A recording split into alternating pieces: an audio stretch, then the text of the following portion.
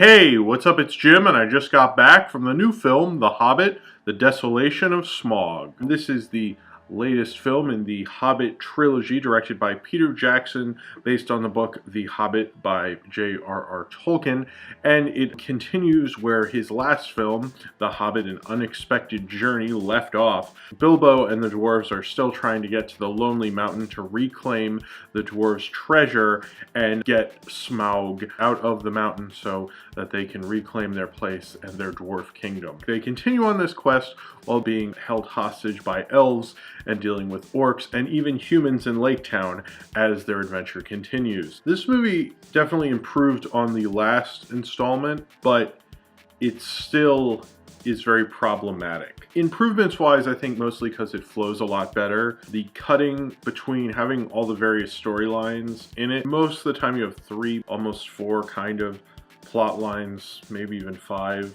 different plot lines going on at one time in this film. You have the actual book of The Hobbit with Bilbo and the dwarves and everything like that. And then you have the stuff with Gandalf and Radagast and the Necromancer.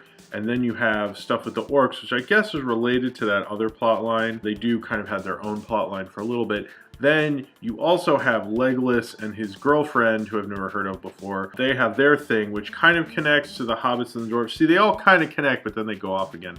And then when the dwarves get separated at a certain point, the dwarves who are separated from them have their own plot line, and then they intersect again with the elves. And those are like all the plot lines, and that's like a lot of plot lines for a movie. The good thing about how they use the plot lines in this film is in the last film, I think there was a long section where the narrative just stops and you go on the whole necromancer thing and you meet Radagast and Gandalf goes off. It really ruined the momentum of the whole film for me. And this film, they seem to only cut a little bit to another plot line and then go back to Bilbo and the dwarves. And the film is mainly concerned with Bilbo and the dwarves. It's sometimes hard to notice that because they cut to other plot lines so often, so it gets confusing because you almost forget about plot lines. In fact, now that I'm thinking about it, I did forget about the human plot line with Luke Evans' character as well. It really ruins the perspective of the film because if you watch the Lord of the Rings films, the only perspectives you're going off of, even if you take a film like The Two Towers, which has 2 plot lines going throughout it really, they very rarely diverge from that. You have the Hobbits one, and then you have Aragorn, Gimli, Legolas, and then even you have Merry and Pippin's plotline. And it's very democratically done. In this film, it's trying to be democratic about it. It's trying to even it out, and I like that a lot, and I think it helps it flow a lot better, and it makes this film a lot more of an entertaining film, but a film that you can follow Bilbo's character a lot better. You can notice somewhat of a character arc, which I really couldn't notice in An Unexpected Journey. I really didn't notice a character arc. It felt like they didn't set up arcs well just because it was so spread out, you know. And in this film I could really follow it and could really side with the dwarves and Bilbo. Because you'd think if something was like the main point of the movie, you'd have it be in it quite a bit. With all these plot lines, it does get taxing. The whole setting up of the Lord of the Rings stuff is just not working. And maybe Tolkien did have that as appendices and he wrote notes and such, but it's really even ruining the tone of The Hobbit. Peter Jackson managed to make a film version of The Hobbit by taking the tone out of it and trying to put the tone of Lord of the Rings, and it really just doesn't work as well. It just feels like they're trying to make The Hobbit become a completely different kind of story, and it just isn't really that kind of story. I wish Gandalf would just disappear and had that mystery to him that you get from The Hobbit. Same with the Legolas and his girlfriend scenario. Legolas, first off, isn't a great character. The way he even fights, he's like a superhero who's invincible, and it just doesn't show enough character. He isn't as much fun to see fight as Aragorn or Gimli, who have a real personality that they're fighting. Legolas doesn't. It's just like he's all powerful. It's just too much trying to be Lord of the Rings. And I think one of the things I liked about the various Lord of the Rings films is they all, as much as it felt like one story, they felt like different films. And this feels like the same movie as an unexpected journey. Peter Jackson's direction isn't as adventurous. With the original Lord of the Rings, there's so many different kinds of shots, and it's just insane like how he got it all to work together. You just have never seen such a kinetic energy to the editing and the shooting, and he'll have a dolly shot and a handheld shot and a medium shot, just so many different shots combined that most directors couldn't really do that. There's almost no theory to how you shoot a Lord of the Rings movie. Most movies repeat the way they're shot and edited several times. Nolan does that quite a bit, and it gets kind of boring after a while. And that's, I think, one of the pluses about the Lord of the Rings is like they're so incredibly long, but they're shot and edited in such a way it doesn't really get boring. But then I look at this film and it feels almost all the action sequences are shot the same way. If you're going to have the camera swoop down and someone's running and they're in any sort of a castle, you're going to see a pathway above where a bunch of other people are running. If you're going to have an action sequence, it has to go on for fucking forever. It has to be incredibly extensive and detailed and have a million things going on. None of the action sequences feel any different, and that's something I loved about Lord of the Rings, where they're all very, very different sequences. In this film, it feels like he's just repeating the same formula. This is directed in a way like an older director, a director who doesn't want to experiment, a director who's set in his ways and he knows how to do it. This doesn't feel like the Peter Jackson who used to be an independent filmmaker. This feels like Peter Jackson, the Hollywood director. Certainly, obviously, he was a Hollywood director when he was making Lord of the Rings, but this feels like he's crossed that border to where the independent Peter Jackson just is dead. It doesn't feel like he has the life to it and he really wants to go for it and do all this crazy stuff.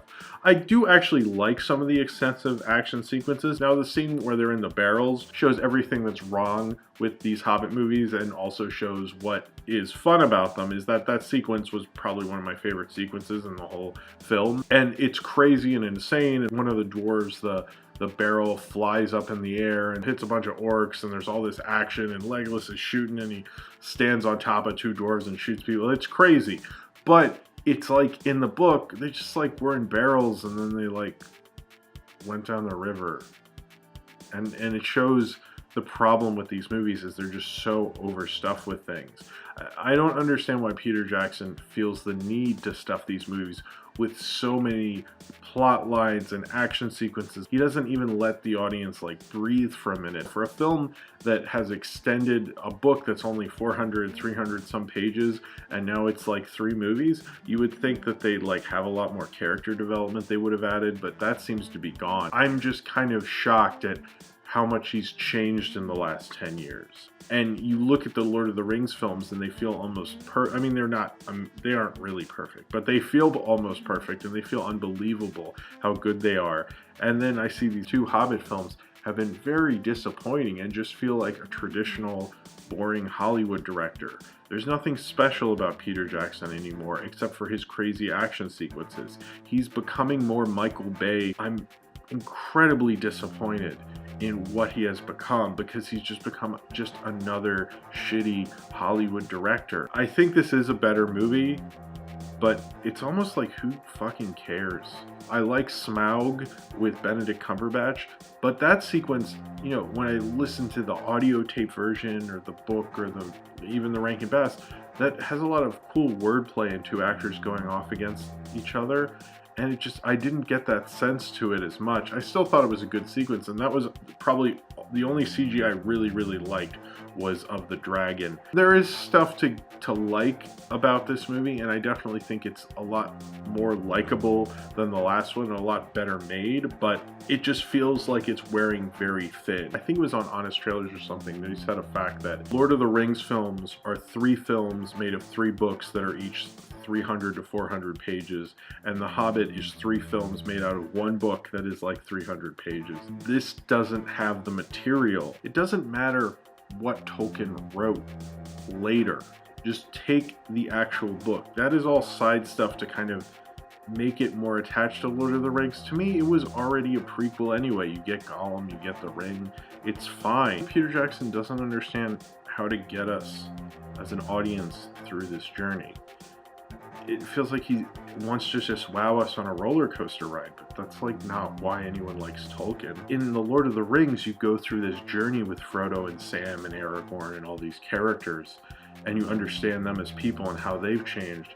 And anytime with Bilbo, it's just not shot as well. There's this one scene that's great, actually, if they really stayed on it and dwelled on it just a little bit longer, where he kills that spider just to get his ring, and it's really savage, and that's an interesting character moment, but it just didn't feel like he stayed with it. This film just makes me sad for films that I once liked, and I've heard them compared to the Star Wars prequel trilogy, and I think that's kind of true, unfortunately. I can honestly say I think this is a better film, but it's a better film in a trilogy that I don't think I will ever watch again, and if I had known it would be this way, I would have never wanted. The problem with blockbuster filmmaking is sometimes I think studios and directors don't understand the reason you cared and the reason you got so invested and spent all that money and saw it several times is because you saw a really good movie with good storytelling, and there was something that you felt and followed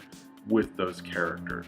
And often they don't put the attention to the storytelling, they put the attention to the spectacle. You look at the recent Indiana Jones film, you look at the Star Wars films, and unfortunately it's like Peter Jackson did George Lucas and Steven Spielberg's arc a lot quicker than they did, so I guess that's somewhat of an accomplishment, because he's just trying to recapture something that clearly he doesn't have the talent for anymore. And maybe that's probably why he wanted Del Toro to do a film like this, but he just doesn't have the talent with actors and doesn't have the feel for actual story and character anymore. Part of me wants to say I'm done, but I know I'll see the last one, so I'm just disappointed. It's not a horrible movie, but I can still be disappointed. And that's, what you get from the Desolation of Smaug. So if you have seen The Hobbit, The Desolation of Smaug, and you would like to talk about it, then comment below in the comments, and subscribe if you would like to. I did review two other Tolkien films in preparation for this film.